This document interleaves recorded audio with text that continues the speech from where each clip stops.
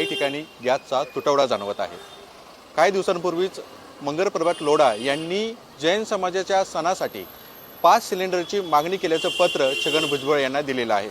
त्यामुळे सर्वपक्षीय पदाधिकारी आता गिरगावमध्ये एकत्र आलेले आहेत। नेमकी त्यांची काय भूमिका आहे हे जाणून घेणार आहोत। मी सर्वप्रथम तुमच्याकडे येतो, तुम्ही सांगा, पत्र देण्यात आलेलं आहे मंगलप्रभात लोढा छगन भुजबळ यांना, एकंदरीत काय सांगाल?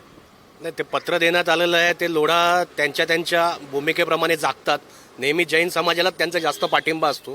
त्यांना विधानसभेतले इतर समाज, हिंदू समाज आहेत, आमचे मराठी लोक आहेत, इतर समाजातील लोक कधी दिसत नाही। प्रत्येक वेळेला जैन समाजातील लोढाच का पुढाकार घेतात। आणि हिंदुत्वाचा पुढाकार करणाऱ्या पक्षाचे मुख्यमंत्र्यांना माझा प्रश्न आहे की एका विशिष्ट समुदायाला झुकतं माप देणाऱ्या मंत्री महोदयांवर तो पक्ष काय कारवाई करणार, हा आमचा प्रश्न आहे। पाहायला जर गेलं तर नेहमी त्यांचा मंगलप्रभात लोढा यांची भूमिका सर्वप्रथम जैन समाजासाठी असते, परंतु मराठींचे पण सण उत्सव आहेत, त्याकडे तुम्ही कसं पाहता? कारण की गॅसचा तुटवडा जो आहे त्याबद्दल सरकार देखील पाठिंबा देत नाही असं एकंदरीत चित्र आहे। बघा, गॅसच्या तुटवड्याच्या बाबतीत आणि मंगलप्रभात लोढांच्या बाबतीत मनसेतर्फे आम्ही कालच आमची भूमिका जाहीर केलेली आहे। आम्ही एक पत्र सगळ्या गॅस वितरक एजन्सीला दिलेलं आहे की लोढांच्या दबावापोटी जर तुम्ही जैन समुदायाला गॅस सिलेंडर उपलब्ध करून दिलेत तर त्याच्यावर आम्ही कठोर भूमिका घेऊ। दुसरी महत्त्वाची गोष्ट म्हणजे मंगलप्रभात लोढा यांनी स्वतः जाहीर करावं की ते फक्त जैन समाजाचे आमदार आहेत, हे त्यांनी खुल्लं जाहीर करावं।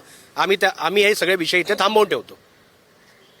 समजा जैन समाजासाठी जर 5 सिलेंडर पुरवण्यात आले तर तुमची सर्वप्रथम सर्वपक्षीय पदाधिकाऱ्यांची पुढची भूमिका काय असणार आहे? नाही, आम्ही शिवसेनेतर्फे जो शिवसेनेचा जो दणका आहे, जो बरेच दिवस आम्ही दिलेला नाही, दाखवलेला नाही लोकांना, आणि तो आम्ही त्यांना दाखवून देऊ। कारण काय, जसं आता मनसेच्या विभागाध्यक्षांनी सांगितलं की हे जे चाललं आहे जैन लोकांचं, की त्यांनी डिक्लेअर करावं की मी फक्त जैन समाजाचा आहे। आणि बाकीच्या आता 2 दिवसापूर्वी रामनवमी झाली, त्या लोकांनी भंडारा नाही केले, जे वर्षानुवर्ष 50-50, 60-60 वर्ष त्यांचे भंडारा चालतात रामनवमीच्या निमित्ताने, ते ह्या वर्षी पहिल्यांदा त्यांनी भंडारा बंद केला। 2 दिवसांनी हनुमान जयंती, त्या लोकांना सिलेंडर उपलब्ध होत नाही, मग त्यांचं कोण बघणार? त्यांच्यासाठी कोण बघणार? म्हणजे लोकप्रतिनिधींनी त्यांना वाढीत टाकलं का, त्यांना सोडून दिलं का? त्यामुळे आता अशी वेळ आली आहे की सर्व संस्था, सर्व पक्ष आणि सर्व म्हणजे एका हिंदू लोकांनी एकत्र येण्याची गरज आहे की आता ही लढाई जर आपल्याला प्रशासन आम्हाला हे करून देत नाही, सपोर्ट करत नसेल तर रस्त्यावर उतरून आम्ही ही लढाई लढणार। महाराष्ट्राच्या सणांसंदर्भात भंडाराच्या विषयाने काढलेला आहे, पण प्रत्येक वेळी जर असं दुर्लक्षितपणा झालं तर तुमची पक्ष संघटना म्हणून काय पुढील भूमिका असणार आहे? आता 5-6 दिवसापूर्वीच गिरगावात सगळ्यात मोठी रॅली जी निघते ती रॅली आता इकडे सुरू होती। त्या रॅली दरम्यान क्षुल्लक कारणावरून रांगोळीवर पाय दिला, ह्याचं नाटक केलं, बाऊ केलं। आणि आपले जे मराठी आहेत घरगडी, त्याच्याकडे काम करणारे, त्यांनी त्याच्यावर आवाज उठवला। आपापसात सगळ्यांवर केसेस दाखल करायची तयारी झाली आणि एका बाजूला सगळ्या नेत्यांना आणि पुढाऱ्यांना आणि जे गिरगावातले कार्यकर्ते यांना गुंतवून त्यांनी मागच्या दरवाजातून लोकांना गॅस पुरवठ्याचं इकडे काम केलेलं आहे। जेव्हा यायला वाटतं की त्याची काही अडचण असेल किंवा एखादा मोठा कार्यक्रम असेल तेव्हा काहीतरी आपापसात पाय गुंतवून ठेवतो आणि त्याचे स्वतःचे कार्य साधून घेतो। सुरुवातीला आले आपल्या चाळी गिळल्या, चौकातले जे नावं होते मराठी माणसांची, साहित्यिकांची, ती गिळून तिकडे संत महंतांची नावं आली। गिरगावात ज्याचा देण घेण काही लेनदेन नाही त्यांच्याकडे मोठी स्मृती स्मारकं उभारली गेली। काय चाललं काय यांचं? पुनर्विकासाच्या नावाखाली देवळं जी आधीची होती ती झाकून टाकली। प्रत्येक देरासर बिल्डिंगमध्ये त्यांना देरासर कशाला पाहिजे? एवढे काय मोठे तपस्वी आहेत, मुनी आहेत?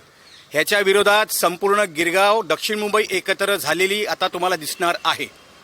जर मंगलप्रभात लोढा यांची जर मागणी पूर्ण झाल्यानंतर तुम्ही आंदोलनाची दिशा घेणार आहात का, स्वीकारणार आहात का?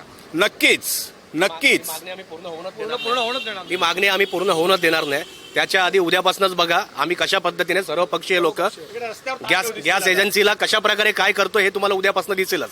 आणि दुसरी महत्त्वाची गोष्ट म्हणजे तुम्हाला एक गोष्ट सांगतो की हा पक्ष, ज्या पक्षाचं प्रतिनिधित्व मंगलप्रभात लोढा करतायत, तो असं दाखवतोय की देशामध्ये हिंदू मुस्लिम वाद आहेत।